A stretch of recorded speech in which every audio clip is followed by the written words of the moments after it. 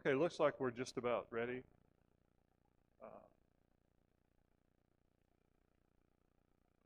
I normally would be teaching a fifth and sixth grade class. Alan, I think we got one right here.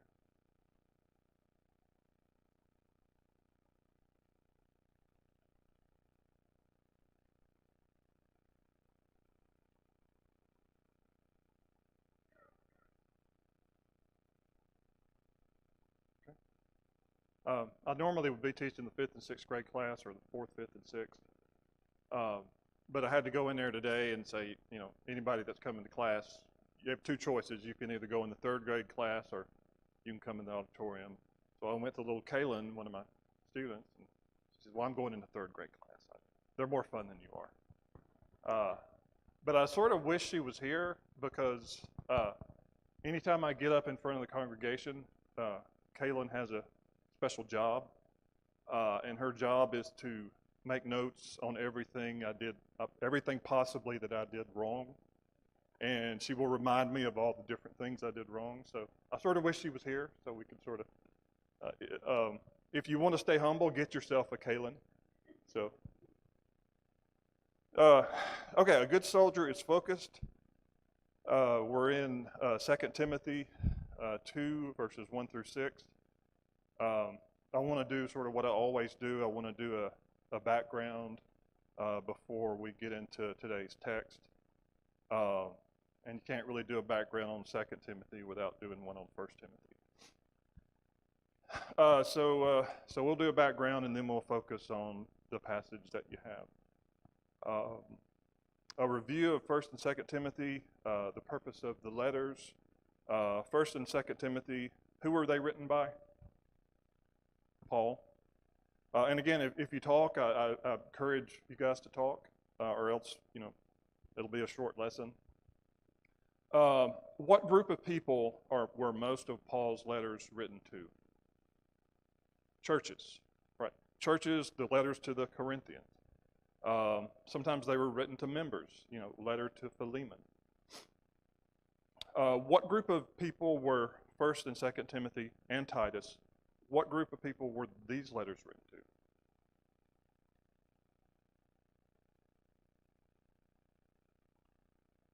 Ministers or preachers.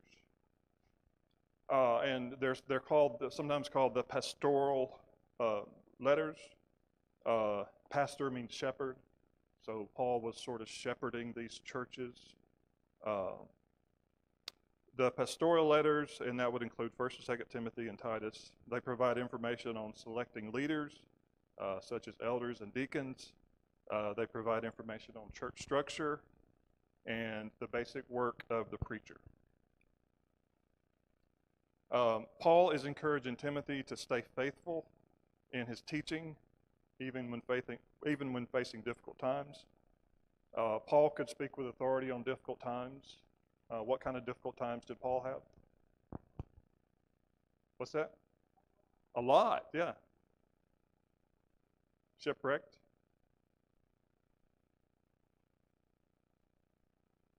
Yes. He was threatened with execution. He was put in jail on 2 different occasions at Rome. So Paul could speak with authority on this. So he encouraged Timothy to stay faithful even in difficult times. So a background of the times. We're obviously in the 1st century here.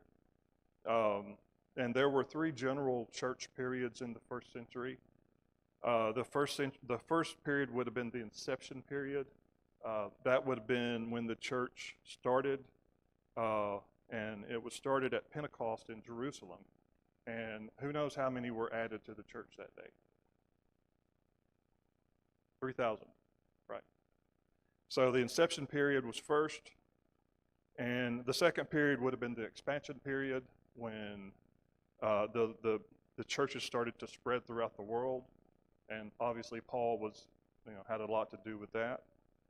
And then the third period is what we're in today in the text, was the consolidation period. And that was a period where the church begins to grow. At first it started growing externally. Now it's starting to grow internally.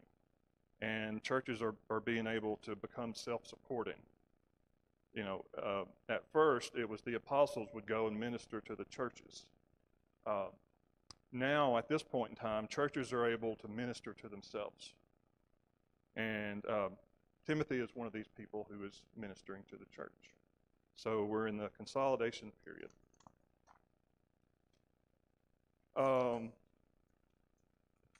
The letters talk about selecting leaders in the church, and Timothy was one of those leaders. He was a young evangelist working in the church in Ephesus. Ephesus was in Asia Minor, or modern-day Turkey. It was a Greek city, but it was ruled by Romans. It was a port city, which means there was lots of different influences coming in and out of the city. The Temple of Diana was there, one of the 7 wonders of the ancient world. And it was a pagan city. They worshipped the old Greek and Roman gods.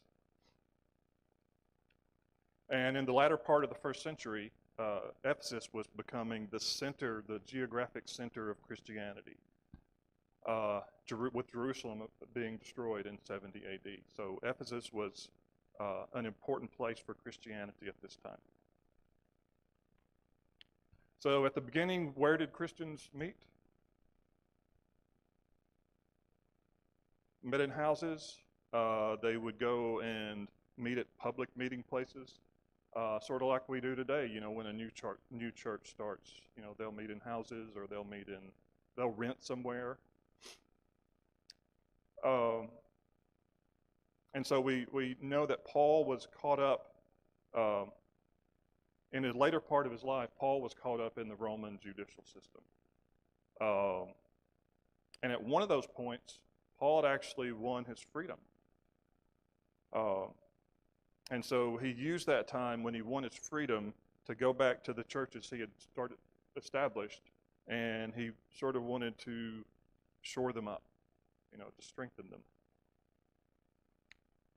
Now, in 2 Timothy, Paul's attitude changed, because now we find him back in prison, and this time his outlook is not so good. He sort of knows that,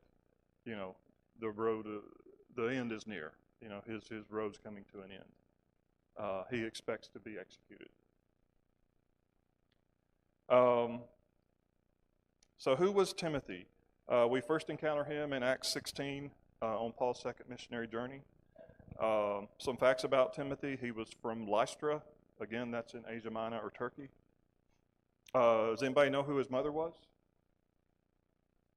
Eunice. Eunice, that's right. Who was his grandmother? Lois, that's right. He was a convert of Paul. His father was Greek. He had traveled with Paul and Luke. He spent time with Paul in prison. And he had stomach problems. You can find that in 1 Timothy 5:23. Apparently it was ulcers of some sort. He was like a son to Paul. And history, not the Bible, but history suggests that Timothy died a martyr.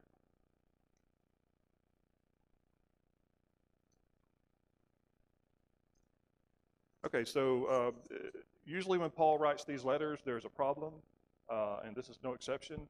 There was a problem in Ephesus, and does anybody have a sense of what the problem was?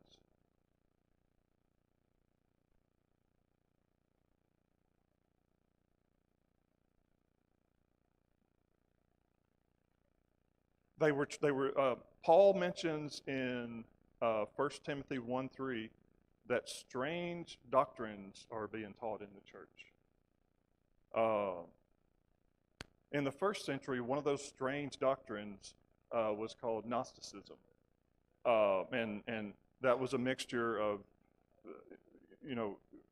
lots of different philosophies, including, the Old Testament Jewish philosophies, but it was a mixture of a lot of different philosophies.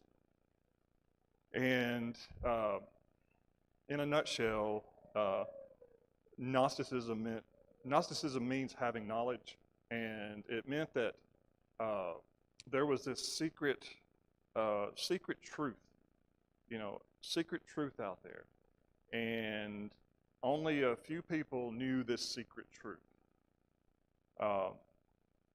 And it was, outside the scriptures. So Gnosticism was one of the problems, or one of the doctrines that was sort of making its way into the church at that time. And obviously, Paul wanted to get Timothy ready to deal with that.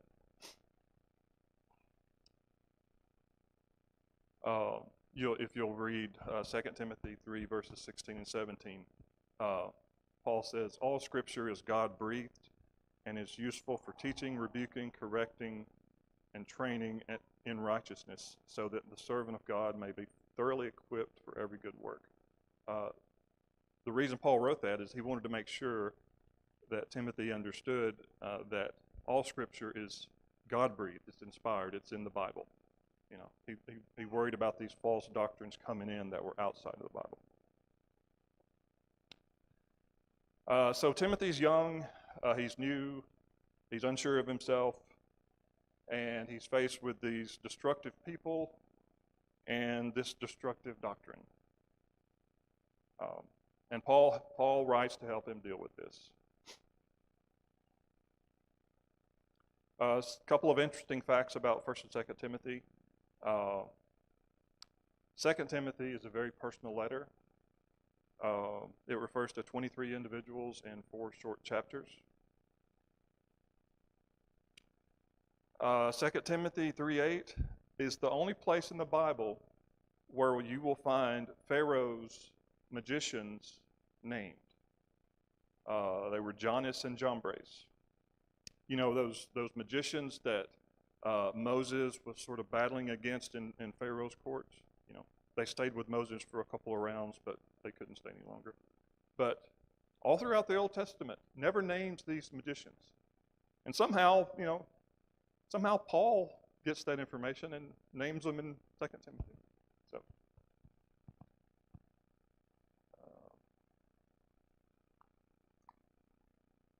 all right, so our text, remain faithful in service to the church. In verse 1, Paul says to Timothy, you then, my son, be strong in the grace that is in Christ Jesus. Lots going on here. We obviously see the love that Paul shows to Timothy. He calls him his son. Now, keep in mind that Paul's not with Timothy. He's writing to Timothy. And Timothy is sort of on his own. And he's got these real world, problems that he's having to deal with right now. And as I was thinking about this yesterday, this sort of episode is playing itself out right now with a lot of families. Anybody have any sense of what I'm talking about?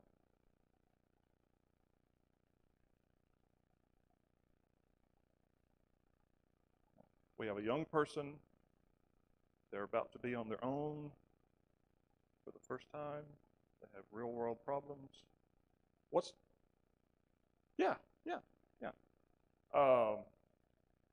Yeah. There's, I was talking to, I believe it was the Birchmores about this.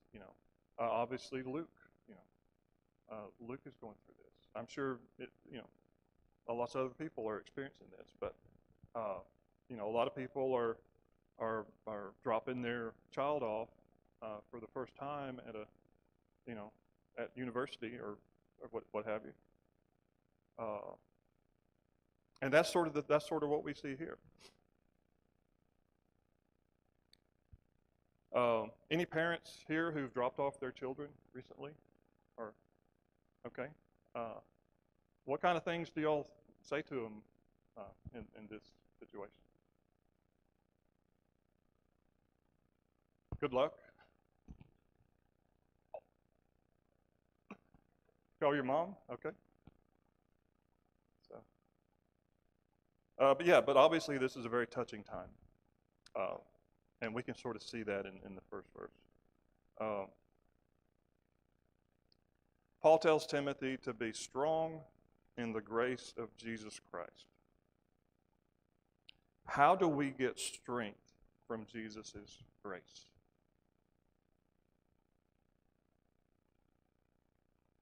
How do we get strength from Jesus' grace? He says, be strong in the grace of Jesus Christ.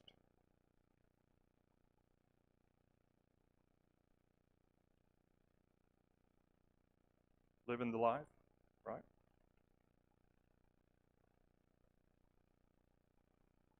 Yes?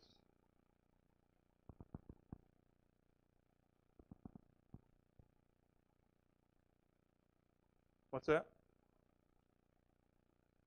Yeah. Yes, he did.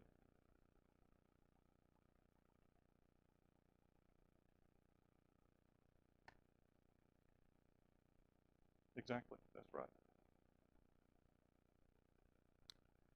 Uh, what mistake do Christians sometimes make when they're faced with a problem? Okay? Take the easy way out. Try to figure it out on their own.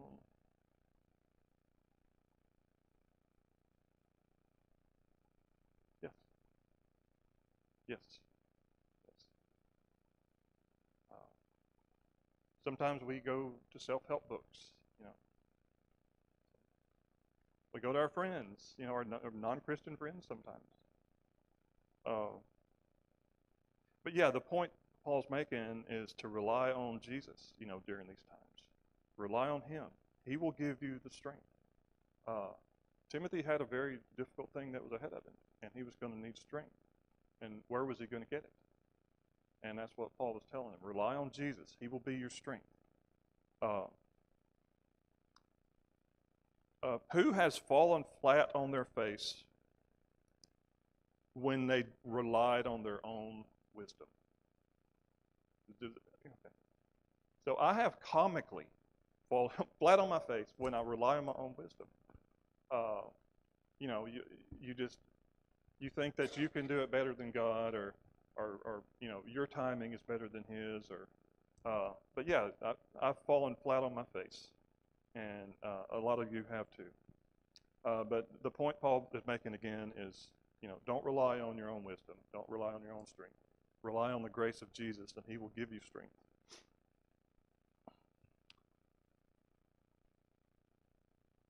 So we start to get into verse 2 through 5, and Paul is going to give Timothy 4 examples of people who succeed at various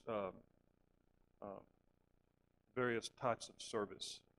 Paul's going to talk about teachers, soldiers, athletes, and farmers. So Paul starts in verse 2 telling Timothy to take Paul's teachings and entrust them to reliable people qualified to teach others. So he says, Paul says, take everything I've told you and entrust them to reliable people qualified to teach others. So what is the goal here?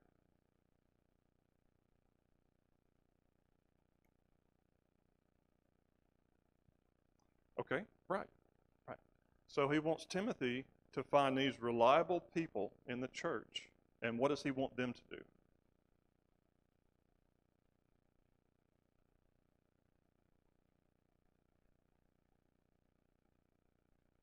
Yes.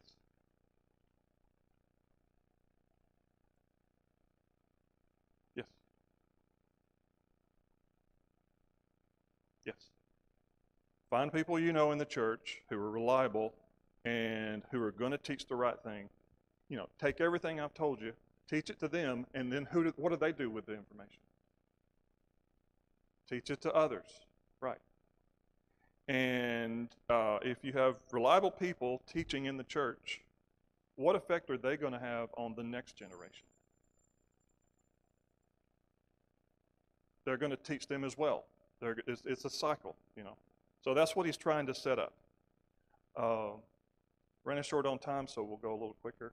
Paul talks about soldiers. He said a soldier doesn't let himself get tangled in civilian affairs. What's a soldier's mission?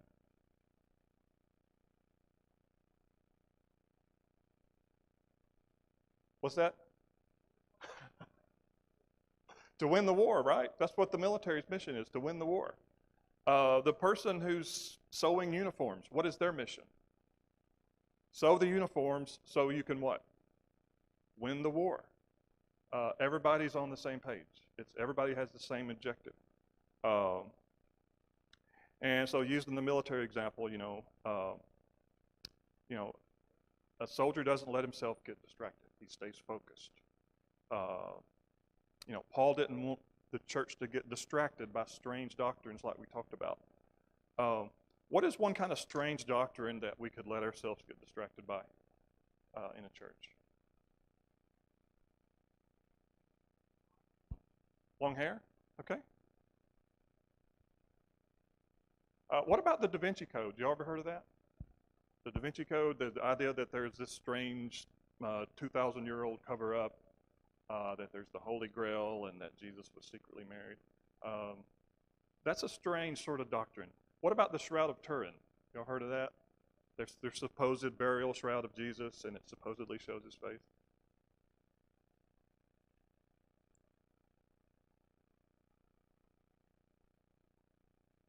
The Vatican? Yeah, you can probably go and see it. Yeah, but these are strange. And my cousin years ago, he would point me to certain passages in the Bible, and he would prove that they were about aliens. But the point is, do any of these things have anything to do with your salvation? No, they take our focus away from where our focus should be. And that's what Paul's saying. Stay away from these strange doctrines. Stay focused on the mission. Stay focused on the things I've taught you. Plus, Timothy had some real-world things that were taking his focus. What kind of temptations were surrounding Timothy?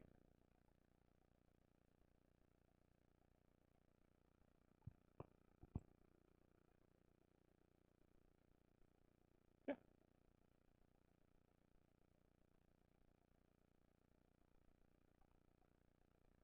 Yes. He was a young man. He was in a pagan society. They were an immoral society, immoral in all kinds of ways. He could have easily let himself get distracted by some of those worldly things. And what was Timothy's mission? It was to preach, to teach, and to plant churches. Paul talks about an athlete next. An athlete has to follow the rules. So just like an athlete has to follow the rules, Timothy, as a preacher, he has to follow the rules. He can't just preach to the congregation and not live it. He has to walk the walk. And last, Paul talks about a farmer. A farmer is the first to receive his share of crops. And if you use sort of a teaching analogy there, he's sort of saying that, the farmer gets a reward, But just like the farmer gets a reward, the teacher gets a reward. So what kind of reward do you get when you're a Bible teacher? What's that? That's a reward. What's another reward?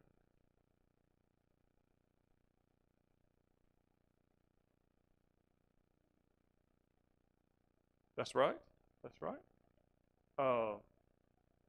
And another reward is you get to, when you teach something, you end up learning more about it than you did, and you probably know more about it than the people that you're talking to, and that's a blessing in itself. Okay? And the more that we teach, and the more that we learn about God, who do we end up knowing more and more? We know Jesus. We know God, and that's a reward in itself. So, sort of to bookend this passage, Paul sort of does that. Let's go back to the beginning. In the beginning, he's telling Timothy, God is going to give you strength. So he's going to give Timothy strength in the beginning. And we go to the end, and he points out that God is going to give you a reward, at the end. And and he tells Timothy that God's going to be with you in the middle. Okay, so he gives you strength at the beginning. You know, he's with you in the middle, and at the end, you know, he gives you a reward. So that's sort of what that's sort of a good way Paul sort of bookends this sort of passage. Any last questions or comments or concerns or anything? All right, we're dismissed. Thank you very much.